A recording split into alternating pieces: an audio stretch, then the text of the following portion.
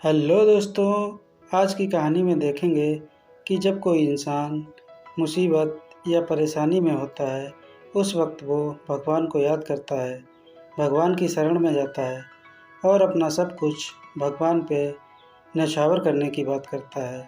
लेकिन जैसे ही उसकी परेशानी या मुसीबत दूर हो जाती है, वह मोह माया के चक्कर में फंसकर भगवान को दिया हुआ वचन भूल जाता है। तो आज की कहानी भी कुछ इस प्रकार की ही है। तो कहानी में हमारे साथ अंत तक बने रहिए। अगर कहानी अच्छी लगे तो चैनल को एक बार सब्सक्राइब ज़रूर करिए। तो चलिए कहानी शुरू करते हैं। एक शहर में हीरालाल नाम का सोने चांदी का व्यापारी अपनी पत्नी रेखा के साथ रहता था। हीरालाल के पास धन दौलत की कोई कमी नहीं थी। घर में नौकर चाकर ऐशो आराम की सारी सुविधाएं उपलब्ध थी। हाँ, अगर कमी थी तो बस एक संतान की। हीरालाल के कोई संतान नहीं थी। इस बात को लेकर हीरालाल और उसकी पत्नी रेखा हमेशा परेशान रहते थे। हीरालाल ने अपनी पत्नी का हर जगह इलाज करवाया, अच्छे से अच्छे डॉक्टरों से अच्छे वैद्य हकीमों से, लेकिन सबने एक ही जवाब दिया कि आपके बच्चे नहीं हो सकते। हर जगह इलाज कराने के बाद हार थक के हीरालाल ने भगवान को याद किया। वो कहावत है ना भगवान के बारे में कि दुख में सुमिरन सब करें, सुख में करे न कोई, और जो सुख में सुमिरन करे तो दुख काहे को होए। सुख में कोई भी भगवान को याद नहीं करता। जब दुख आता है तो हर कोई भगवान को याद करने लगता है। जो व्यक्ति सुख के वक्त भगवान को याद करता है, उसके पास दुख जल्दी नहीं आता है। तो हीरालाल भी जब बहुत दुखी था, हर जगह से निराश हो गया था, तो उस वक्त उसने भगवान को याद किया और भगवान से प्रार्थना की कि है भगवान, अब आप ही एकमात्र मेरा सहारा हो।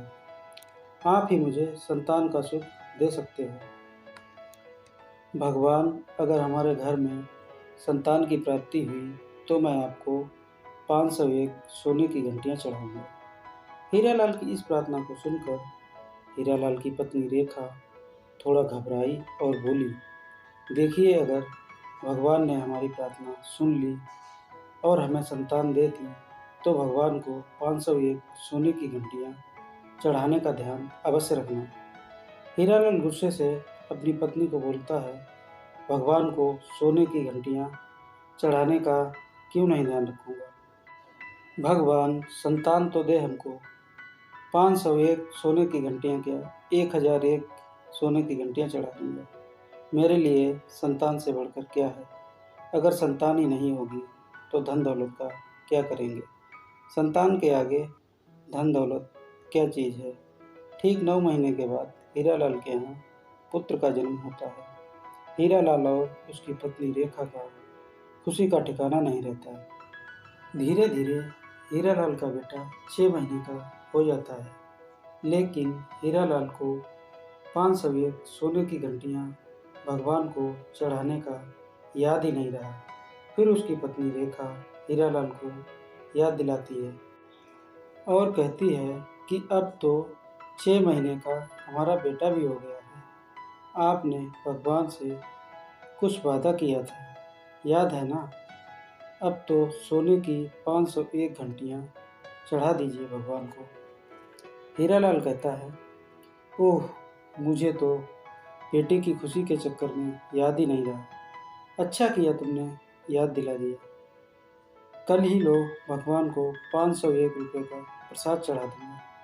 हीरालाल की पत्नी घबरा कर बोली, यह क्या कह रहे हो। भगवान को 501 रुपये का प्रसाद, 501 सोने की घंटियों के बदले।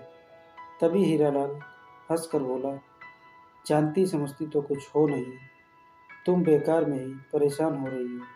भगवान के लिए जैसे 501 रुपये का प्रसाद और वैसे ही 501 सोने की घंटियाँ। भगवान तो केवल पूजा पाठ और प्रसाद चाहते हैं और प्रसन्न हो जाते हैं। हीरालाल की पत्नी गिड़गिड़ा कर बोली, ऐसा ना करो। जो 501 सोने की घंटियाँ चढ़ाने को बोले थे, वो चढ़ा दीजिए। घर में भगवान का दिया हुआ सब कुछ है। अब तो बेटा भी भगवान की कृपा से हो गया है। आपने भगवान से विनती की थी कि संतान दे दो मुझे। संतान के बिना धन दौलत का क्या करूँगा। जब भगवान ने बेटा दे दिया है तो अपना वचन निभाओ। भगवान को अप्रसन्न मत करो। हीरालाल उससे बोला, क्या बकवास कर रही हो। मैंने अच्छे अच्छे लोगों को बेवकूफ़ बनाया, जभी तो इतनी धन संपदा इकट्ठा की है। और फिर भगवान क्या चीज़ है, अगर अप्रसन्न भी हो जाएंगे तो क्या बिगाड़ लेंगे। और हीरालाल ने सचमुच 501 रुपये का प्रसाद दूसरे दिन भगवान को चढ़ा दिया। उसी दिन हीरालाल को रात में एक सपना आता है। सपने में भगवान हीरालाल से बोलते हैं, जो तुमने गलत तरीके से धन दौलत कमाई है वो सब गरीबों में बांट दो। अगर ऐसा नहीं किया तो तुम्हें इसका बहुत दुष्परिणाम भुगतना पड़ेगा। हीरालाल सुबह अपनी पत्नी को रात के स्वप्न के बारे में बताता है। पत्नी कहती है, हमारी धन दौलत तो हमारा बेटा है, हमें कुछ नहीं चाहिए। अगर भगवान जी ने सपने में आकर आपसे बोला है तो सारी धन संपदा गरीबों में बांट देते हैं। इस पर हीरालाल बोलता है, तुम क्या चाहती हो, बरसों की कमाई दौलत मैं एक पल में गरीबों को बांट दूं और मैं भिखारी बन जाऊं। ऐसा कभी नहीं होगा। ऐसे सपने तो आते रहते हैं। ठीक एक हफ्ते के बाद हीरालाल के घर पर इनकम टैक्स की रेड पड़ती है। जितना धन दौलत, रुपया पैसा गलत तरीके से हीरालाल ने इकट्ठा किया था वो सब सरकार के अंडर में चला जाता है और हीरालाल को जेल हो जाती है। उसकी पत्नी बोलती है कि भगवान के साथ छल करने की यही सज़ा है। हीरालाल ने भगवान को भी धोखा दिया।